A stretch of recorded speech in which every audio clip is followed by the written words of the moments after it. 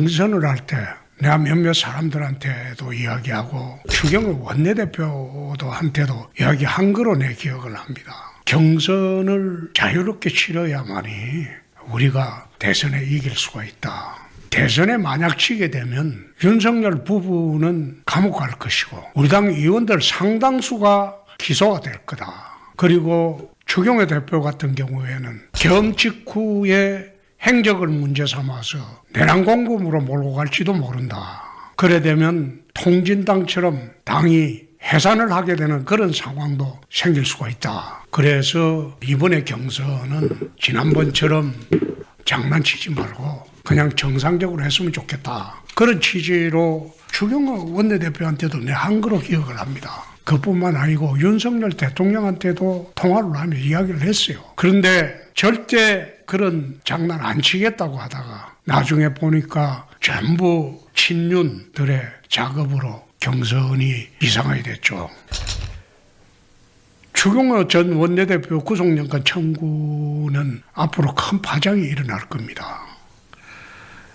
첫째, 추 대표가 윤석열 전 대통령의 내란 혐의의 공범인가 윤석열의 단독범인가 그 갈림길이 추경호 원내대표 이번 구속영장 청구에 달려 있습니다. 만약 윤석열 내란의 공범으로 추경호 원내대표가 인정이 된다면 그 여파는 가늠하기 어려울 정도로 거셀 겁니다. 지난번 비상계엄 사태가 윤석열 단독범이라면 당은 무사하겠지만 원내 지도부와 공범으로 인정된다면 통진당 사례처럼 정당 해산 절차를 갈 가능성이 농후해집니다. 그것은 당의 원내 지도부가 내란에 가담한 것이 되고 그것은 바로 반헌법적인 정당으로 취급을 받을 수밖에 없게 되기 때문입니다. 아울러 권성동 의원의 통일교도들을 이용한 경선농단 이 사실은 만약 이 사실이 판명되면 그건 당의 뿌리인 책임당원들의 오염으로 그것도 반민주주의 정당으로 취급당할 수밖에 없을 것이다. 지금은 조용하지만 한두 가지 더 짚고 넘어가야 할 것도 있습니다. 후보 강제교체 미수 사건이죠.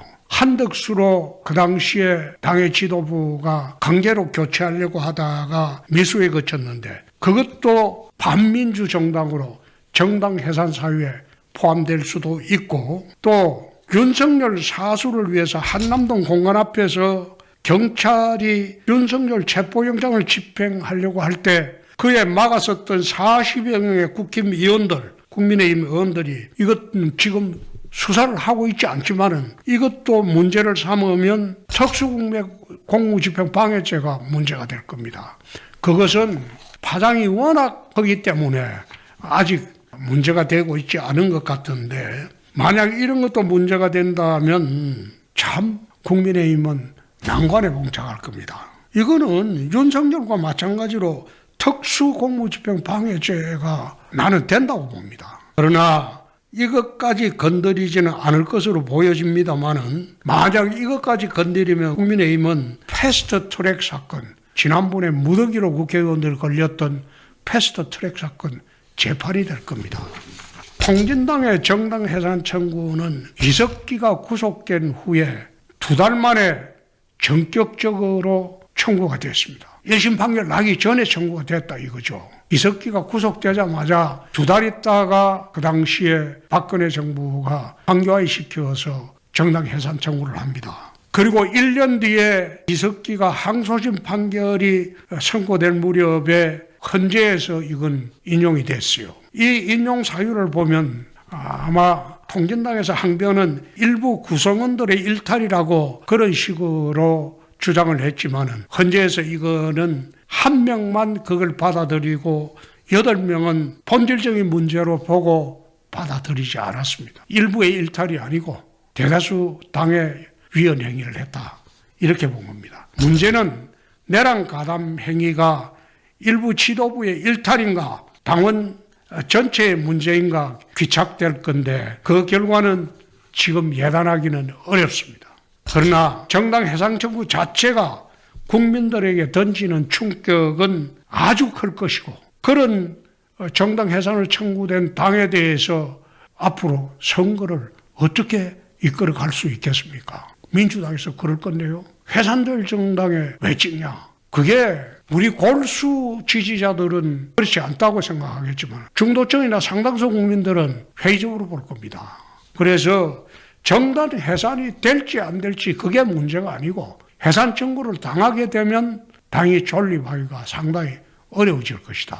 실제로 정당이 해산되면 그에 소속된 국회의원, 지방의원 모든 기초광역위원들 자격 상실합니다. 그렇게 해산 청구가 되면 어느 정도 가시화되면 탈당 러시가 일 수밖에 없습니다. 그래서 참 이런 사태를 대비를 해야 되지 않겠느냐 그런 말씀을 지난번 4월 말 경선에서도 한 일이 있고 또 얼마 전에도 내가 한 일이 있습니다. 제가 2017년도 7월 당대표로 있을 때 박근혜 탄핵으로 괴멸된 우리 자유한국당을 살려본 일이 있습니다. 그런데 그때는 그나마 당이 건강한 세력들이 건재했고 비록 그 이듬해 지방선거에 참패했어도 국민들로부터 대한 세력으로 인정을 나중에 받았습니다.